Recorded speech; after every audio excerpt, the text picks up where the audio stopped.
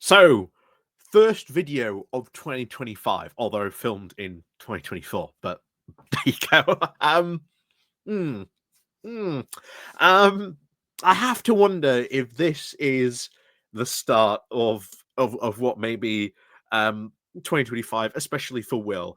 Um, as you all know, we love covering Conservative Home, and more importantly, I love the stuff that Will writes because I've said this for quite a while. Seems to be going through, I think, a conservative midlife crisis, and he's barely out of his 20s. Well, barely even in his 20s, to be honest. But there you go. Not only that, but he is constantly panicking, worrying, has no really idea himself what his party even stands for. And as a result, I think from him, we're going to see some big partisan hackery over the next year. Because here's the thing, Will and the rest of the people on Conservative Home, like I say, it's a pro-Conservative Home, news site. So I would expect, partisan hackery. But they never talk about what Labour is doing, what the policies that they are bringing through, what they have done so far, just in the short time they have actually been in. They are actually doing stuff. They are getting on with the day-to-day governance. But of course, if you look at the Conservative media, and again, Conservative Home, you think, oh my God, the sky is falling. The sky is falling.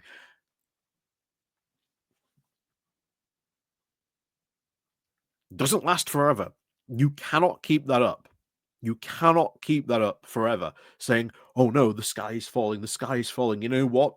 Um, you know, uh, we were bad, but Labour are worse.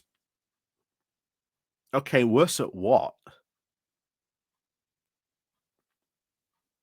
Because we didn't crash the economy. We didn't drive up inflation. We didn't do, destroy the asylum system. We didn't ruin the NHS. We didn't ruin public services. We didn't strip them down to the bone. That was all the Conservatives that did that and have allowed that to happen from 14 years of being in power.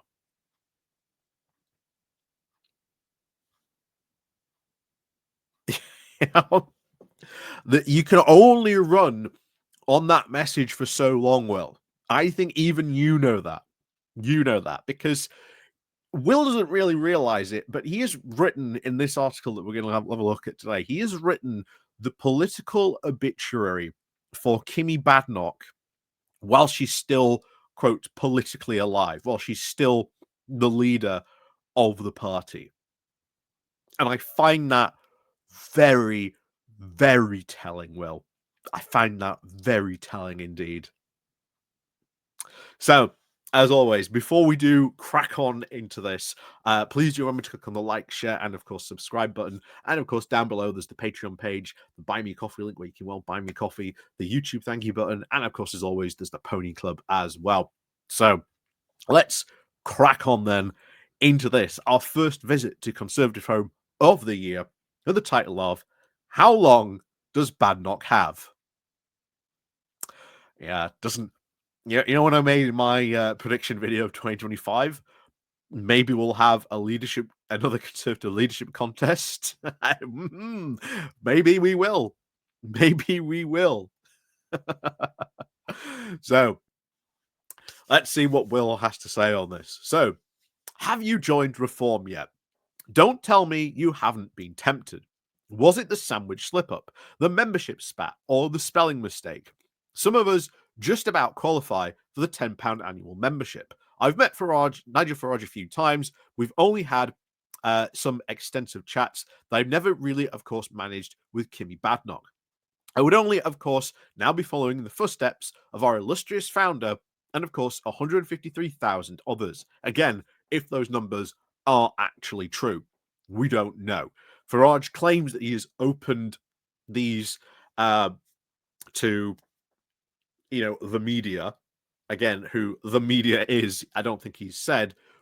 Whether these numbers have been confirmed or not is, again, doubtful. But we'll see what happens. And of course, if he decides to take Kimmy Badenoch to court, well, guess what Kimmy Badenoch can do? Discovery, please. You have to give us full access to your system to see that those numbers are actually true. Like I say, if he is serious about taking it to court, if these numbers are true, then Farage has nothing to fear about taking it to court. If he doesn't end up taking it to court, then yeah, probably turns out those numbers may not be true as he's been saying. We will probably, I would maybe suspect, and like I said, I forgot to mention this, maybe find out how true those numbers really are maybe next year. Another thing is, how many of those people who have signed up to that are actually, in the UK? That's another interesting question, but there you go. So, of course, Will continues. I jest, he says. Defecting, of course, would be very poor form. I couldn't do that. I was mad enough to, of course, vote Conservative, even during the 2019 European election. You're very welcome, Dan. I am, of course, very Tory to my boots.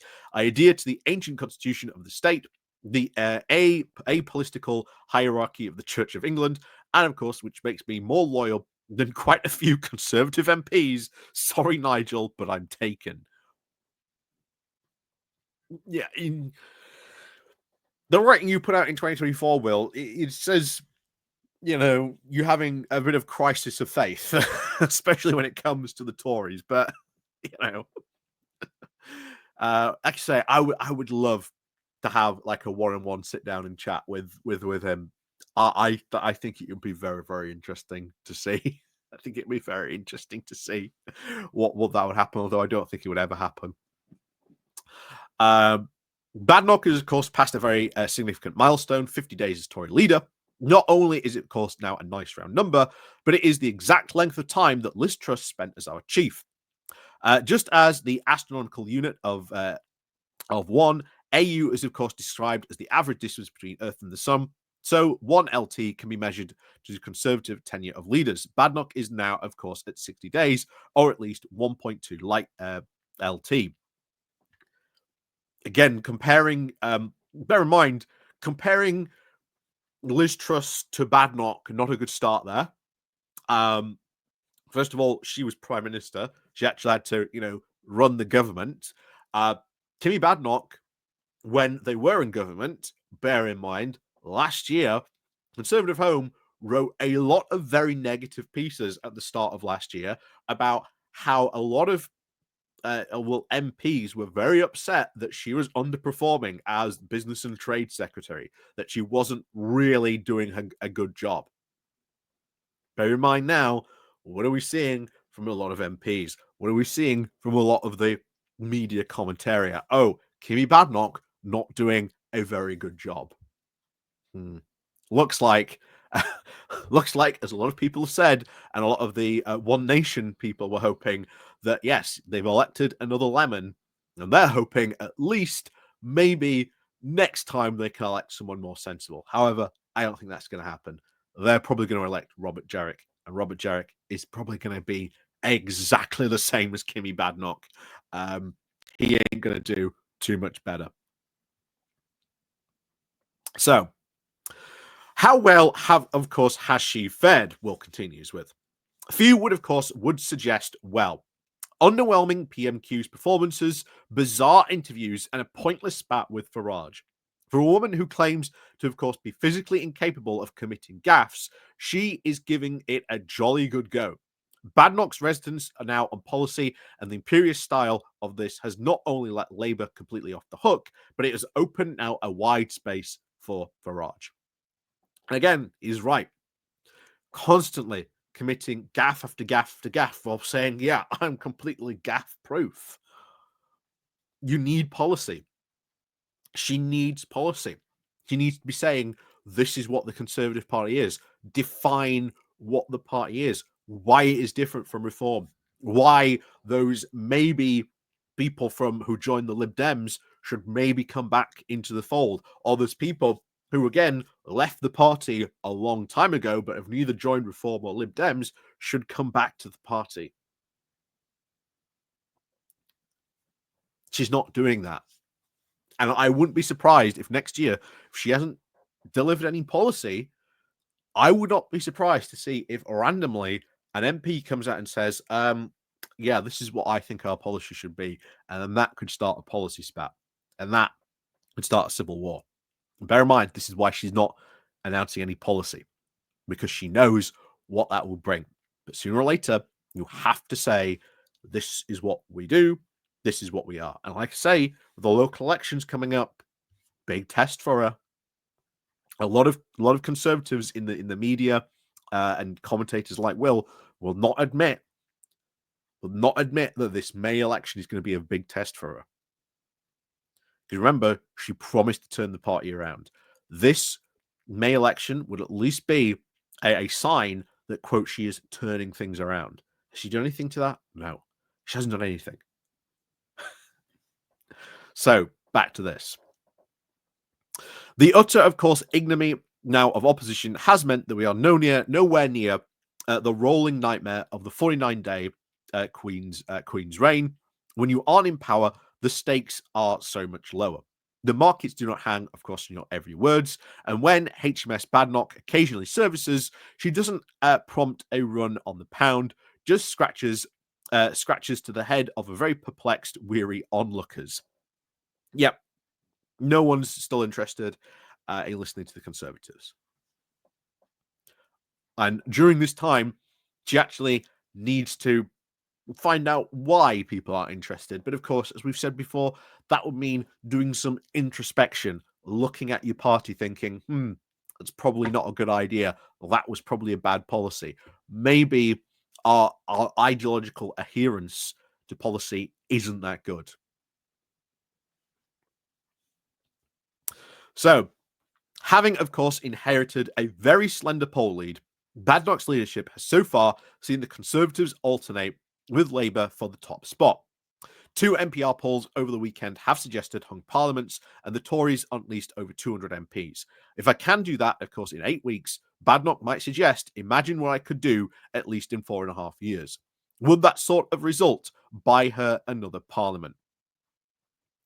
Say, if you're looking at polls now to predict 2029,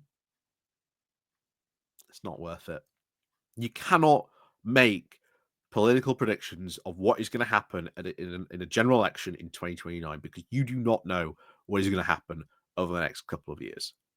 Remember, back in 2029, what the Tories were like when they were talking about, oh, this is going to be like another 2.5 decade year Tory rule run. You know, Boris has cemented it for us. That's what they were like in 2019. Remember what they were like and where we are now.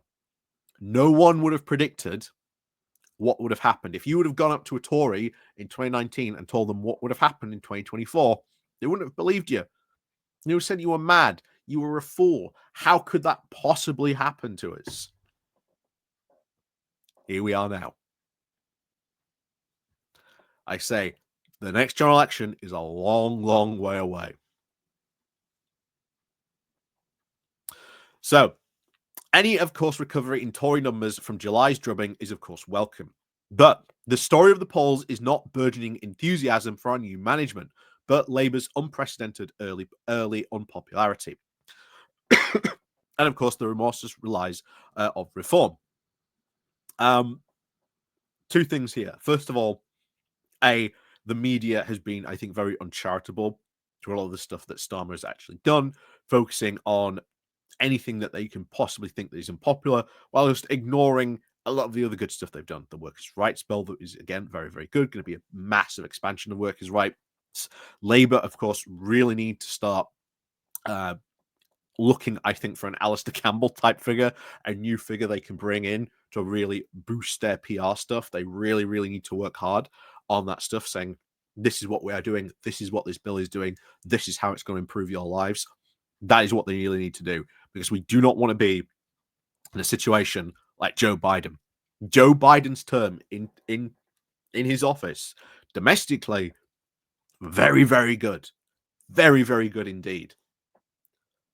But absolutely awful at communicating it. Terrible at communicating it. But he did very, very good in office. And I worry that might be our fate as well. But never mind, that's a conversation for another time. Now, of course, nearly topping at least nearly 20%, Farage, of course, pushed both and his Labour now into third place, and is more popular either than Badenoch and Keir Starmer. Except, if you actually poll people on do they like Nigel Farage, there's the poll that puts like Nigel Farage on like 30% of like the British public actually like him versus 60% that don't like him. Yeah, there's a ceiling. And this is where the Farage panic doesn't seem to admit that Farage has a ceiling and that we've probably reached that ceiling now. Maybe he might push the ceiling a little bit further, but it's not going to be too much. So, back to this. Voters, of course, hate us. They now hate Labour too. Bear in mind, why is Will not focused on the fact voters hate them? Maybe you should ask that question. Why do voters hate us? And maybe he should have some journalistic integrity and go out and not ask like his own buddies and family members and conservatives. Go out into the street somewhere, pick a random location, throw a dot on the map and go to like the closest city or town, wherever it is, just ask people. Just ask people. Just go and do that, Will, and film it and film people's reaction. And don't edit it. Be really honest. Show that people when you are asking those questions and what happens. Because I think you might have maybe a bit of a revelation if you do that. But there you go. They now, of course, hate Labour too. That might change very quickly in the next couple of years. Who knows? That, of course, makes Farage the flawed but obvious recipient for that anger. Why not the Lib Dems? As I've said every single time, whenever this conversation comes up, it's like the Lib Dems just don't exist in this universe. Like, what? What? What do you mean? Are you just going to ignore the Lib Dems? Like I say, I think the Lib Dems at this local election, they're going to do very well. Ed Davey, when, he sees things written like this, he's rubbing his hands with glee. He's going to be laughing all the way to the bank in May with potentially all those seats he's going to win. And then maybe they'll realize, but I don't think they will. I think they'll still be panicking about reform, saying, "Oh well, if reform weren't there, the vote wouldn't have been split." Well, maybe you should have worried a bit more about the Lib Dems. Anyway, Badenoch can, of course, complain about reform's pledges all she likes. She can, of course, allege that Farage cannot be trusted. But why is he any less trustworthy than a Tory party that pledged to control and reduce migration and let in the Boris wave? He didn't start the fire. And maybe the Tory party should actually be honest about immigration. Actually have an honest conversation about that. But they can't. They daren't. But that's what really needs to happen. That's how you actually beat Farage. So back to this. Farage, of course, memberships tracker, of course, rattled Badenoch and won him the excuse and the response that he was looking for. Twitter threads will, of course, not blunt reforms rise.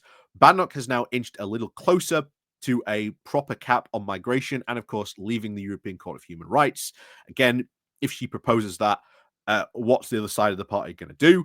The One Nation Party that expressly said that is like a red line for us. That will cause a big brouhaha in her party.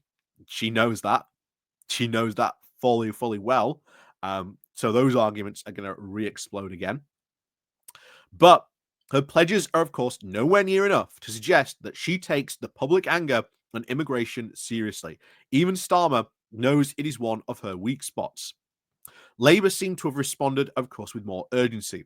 I underestimated Morgan McSweeney, or more accurately, I overestimated Sue Gray.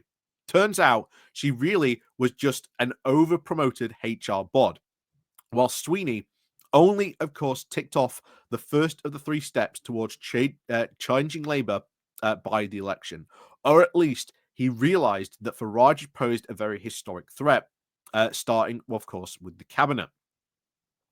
As the ever excellent, quote, Tom McTaggart has explained, McSweeney believes only tangible improvements in people's everyday lives will be enough to hold back the Faragist advance. Again, he is right.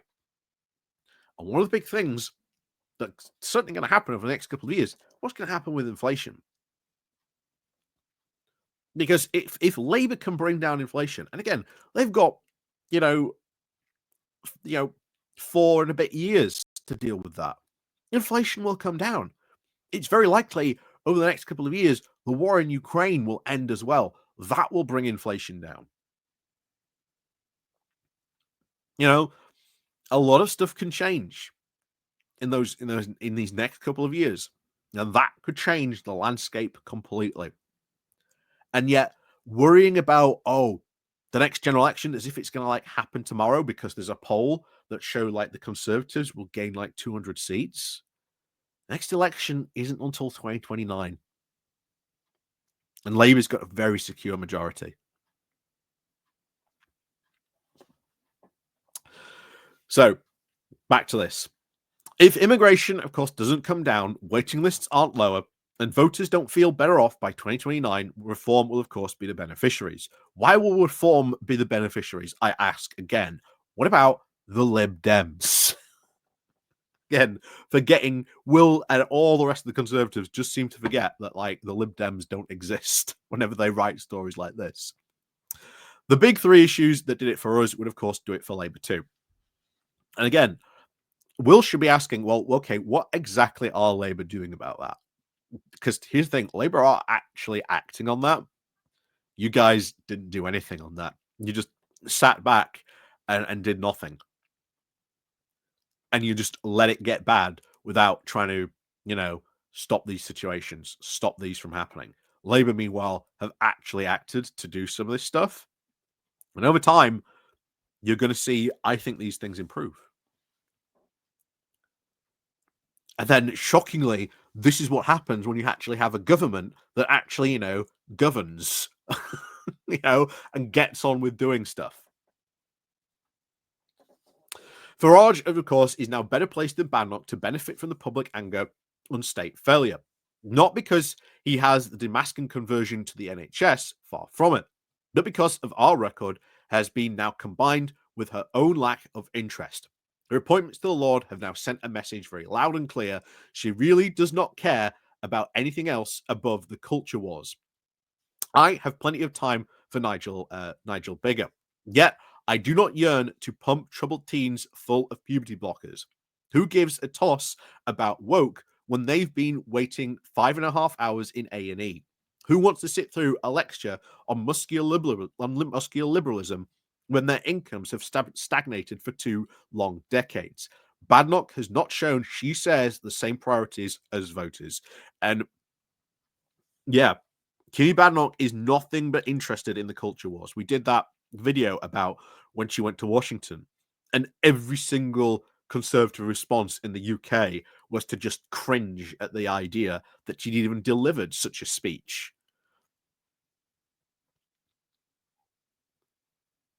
Because, voters do not care, especially in the UK, they do not care about the culture wars. It has been a completely failed import from America. Every single time they've tried to do it, tried to get one started, it has failed. People in the UK just do not care about the culture wars. So, she is right that to ove another, quote, wasted period in office, stepping stones 2 is necessary. Except, where is stepping stones 2? Michael Gove, Onwards think tank, wrote one. They wrote one that had a lot of, I think, very scathing stuff to say about the party, about why it failed. Has anyone paid attention to that? No. Because we don't think it was biased enough towards our view, which is the reality. We weren't conservative enough, and that the UK is just yearning for like conservative rule. So we've got to be, show that we are conservative again. But that's the bizarre view the Conservative Party currently has. Hence why they ignored Michael Gove's, onwards report that he did, and they're waiting for the quote right one, hoping that it will quote justify all their biases that they've got around this, that they just weren't conservative enough. Anyway, Will continues. Policies must, of course, be devised, talent scouted, and a strategic plan, of course, built for smashing through Whitehall. Again, why are you going for Whitehall? But another conversation for another time, probably. But, of course, to get to that point, we must, of course, remain viable. There is no point in a third place party planning for office. Badenoch would, of course, look like more Joe Swinson's second coming than Margaret Thatcher's. Of course, the only mention, of course, at that point, the Lib Dems. But there you go. Again, what about the Lib Dems again? Anyway, politics is, of course, being played at 10 times the speed. Having thought about both Truss and Keir Starmer, having thought that both Truss and Keir Starmer would stumble, I was shocked by how quickly the wheels came off. Is Badenoch going, a quote, the same way? I expected that she would disappoint her fans by failing to be the system shock that they had hoped for. I didn't realize we'd already be here seeing buyer's remorse. The whispering campaign has begun. Yeah, this is where it starts to begin. This is where it starts to begin, because they knew what they were electing. The idea that they didn't know that Kimmy Badenoch was going to be bad, you rewind the clocks and you look at all the articles roughly being written around this time again last year, where we saw articles, and in the first 3 months of the year, articles about Kimmy Badenoch, about her being business and trade secretary, that MPs were constantly upset because she was not performing. She was massively underperforming. She was picking pointless fights. They didn't like it. Remember, she went in front of the European research group at the time and said, I'm not going to be your arsonist, to which they turned around and said, you will never be prime minister, or at least, maybe leader of the party, maybe at that point. But, here we are now. And of course, they're upset. They're massively upset, because the ultimate thing, what happened here, was it was the Conservative, members that voted for her. MPs don't like the fact that their members have too much power and can vote these people in. Like I say, she was always going to be a disaster. Always going to be a disaster. I have videos going through this even before she'd even announced her running. Back when she was like speculating, back when there were these rumors going around, when she was running out saying, I'm not plotting against Rishi Sunak at all, she said, fingers crossed behind her back. Anyway, as our, of course, deputy editor has, of course, highlighted, Badenoch asked MPs and party members to buy into brand Kemi. If some are already now regretting a victory, that is now solely down to her. Enough variable alternatives are now waiting in the wings to give her leadership a note of conditionality. Even with the raised threshold, her support amongst MPs is low enough to make a no confidence vote feasible.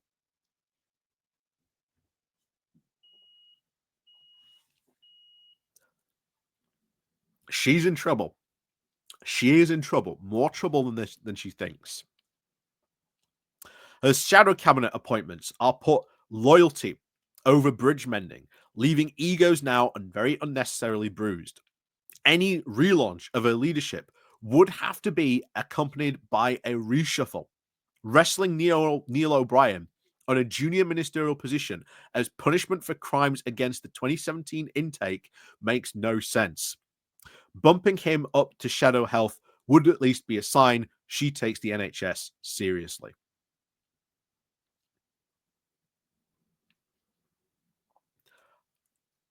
It's no point. No point, because here's the thing. They'll just start more infighting. There is no unity.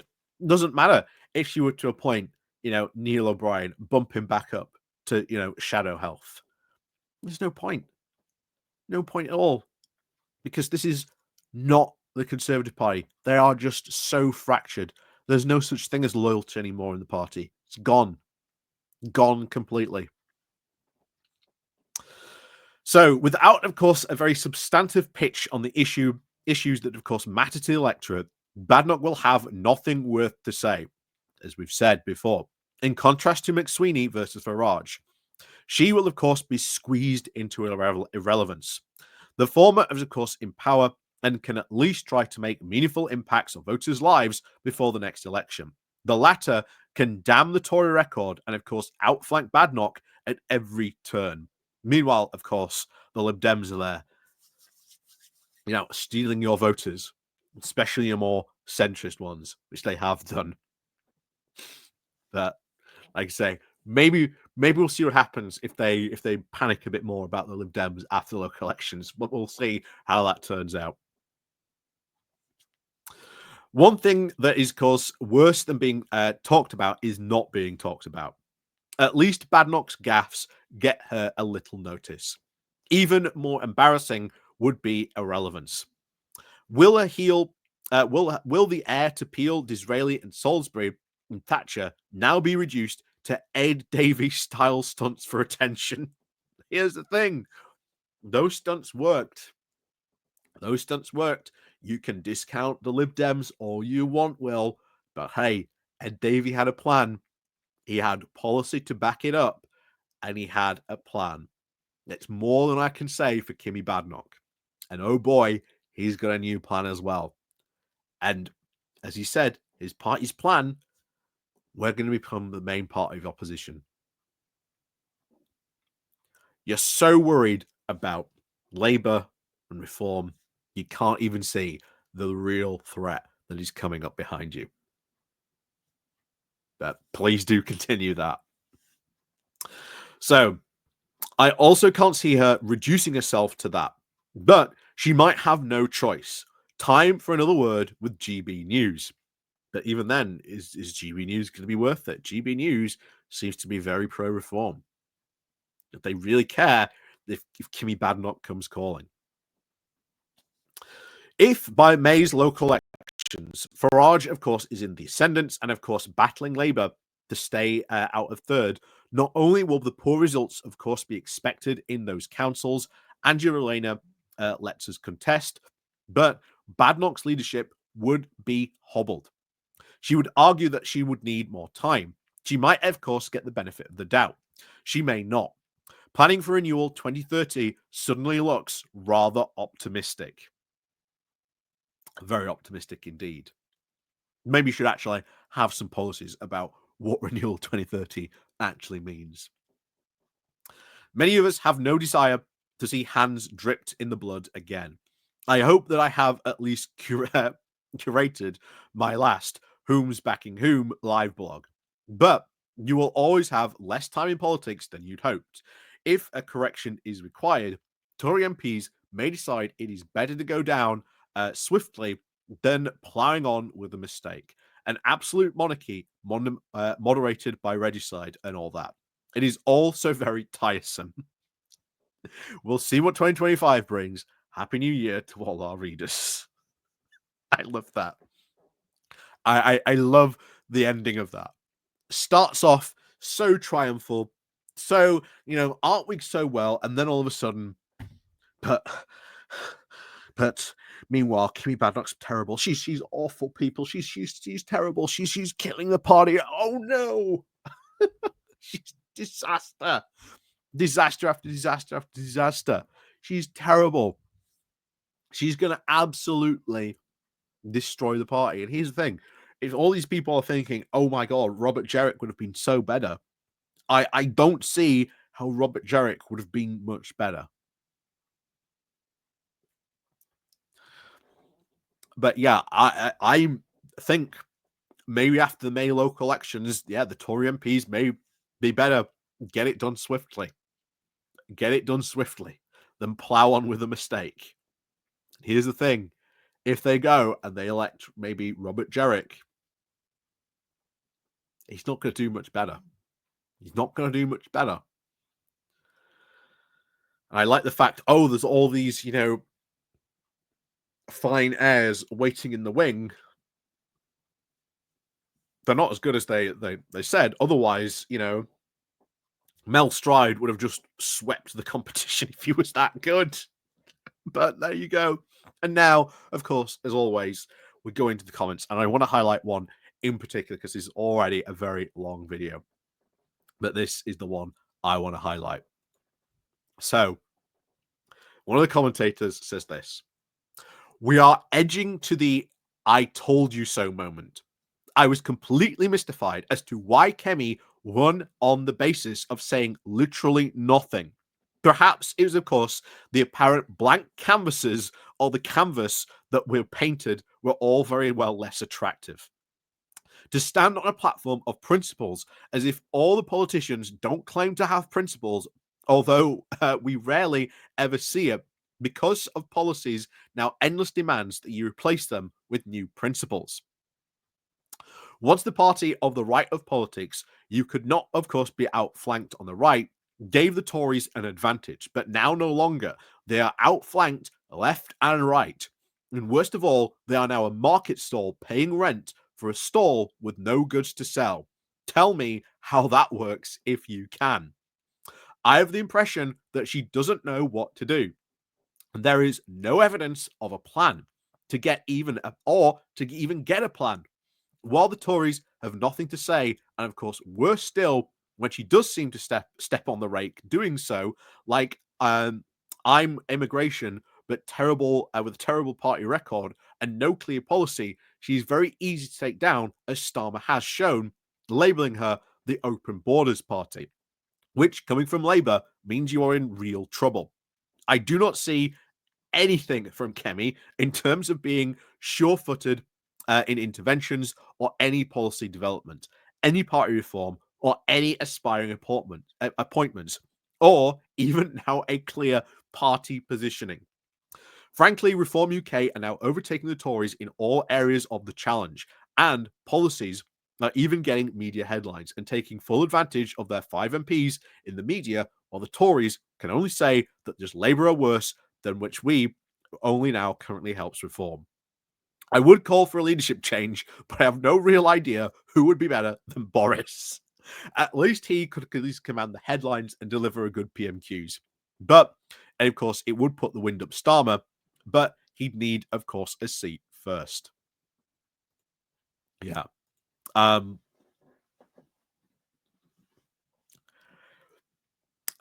Not really a good start to 2025 for Will, is it? Writing, of course, a political obituary for Badenoch, a leader who was elected, who said nothing, delivered nothing. Are we surprised? No, because if you stand on nothing, guess what? You end up delivering nothing. And every single one of them was delivering nothing. That's why the last Tory leadership election, and I've apologized for this profusely because I thought it was going to be a lot more interesting, was so boring. Maybe next time they won't listen to Ben Houchen.